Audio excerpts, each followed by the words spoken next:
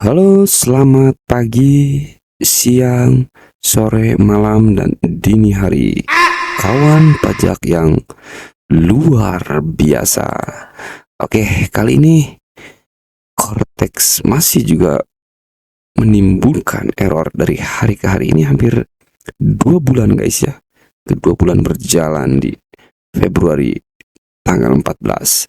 Buat teman-teman yang masih mengalami atau ada kendala untuk bertransaksi dengan retail atau nanti penginputannya secara digunggung, faktur pajak yang digunggung.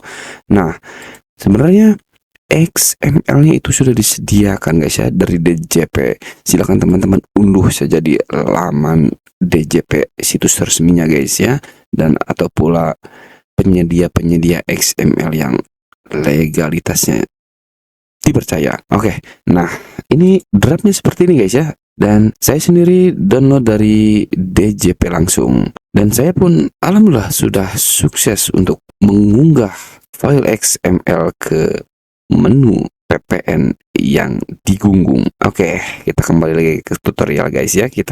Dan saya sedikit menjelaskan ya, bukan keseluruhannya. Oke, di sini yang di bagian data guys ya. Nah, untuk NPWP, nah langsung aja ya. Langsung secara singkat, NPWP ini disilakan diisikan jika wajib pajak yang ber-PKP-nya ini badan. Silakan isikan NPWP-nya, NPWP lama, dikasih angka 0 depannya guys ya.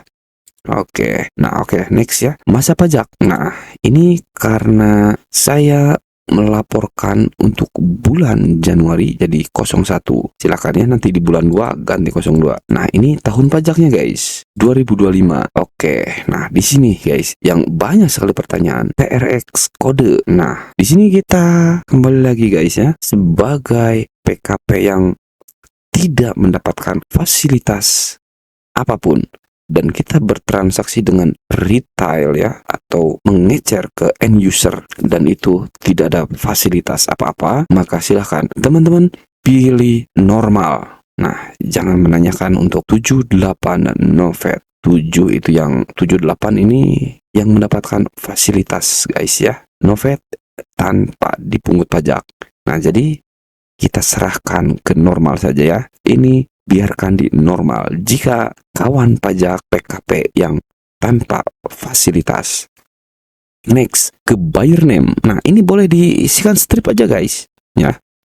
Oke, buyer name karena kita itu tidak bisa ya mendapatkan nama satu persatu orang tersebut. Oke, next, buyer ID option. Ini ada dua pilihan guys, NIK dan TIN. NIK itu nomor induk KTP, TIN itu NPWP. Nah, untuk di Cortex ini terbacanya NIK karena NPWP sudah dilebur menjadi NIK. Nah, 000 sebanyak 16 digit. Oke, paham ya? Next, ke good service option. Nah, A ini untuk barang, B untuk jasa. Silakan buat teman-teman pilih ya. Dan sebenarnya ada di dashboard bawah ini ada keterangannya guys. Silakan teman-teman buka ya. Kasih tutorial untuk penginputannya saja ini. Oke, pilih A karena saya ini bertransaksinya jual beli barang guys. Jadi pilihnya A. Silakan teman-teman, jika itu jasa yang digunggung pilihnya B. Oke, serial number. Nah, serial number ini bebas ya. Silakan teman-teman isikan sesimpel mungkin. Nah, ini 1122-2025. Oke, next. Transaction date. Ini tanggal transaksinya. Silakan teman-teman masukinnya di akhir periode ya. Lebih baik di akhir periode 30 Januari 2025. Oke, next. Nah, ini tax based selling price. Ini DPP-nya guys ya. Harga jual total keseluruhan bertransaksi dengan end user atau retail. Silahkan gabungkan, totalkan nominalnya dan tulis di sini. Oke, next. Other tax based selling price. Ini DPP nilai lain. Nah, VAT. Ini pajaknya guys. Oke, next. STLG ini untuk PPNBM. Jika ada silakan isikan.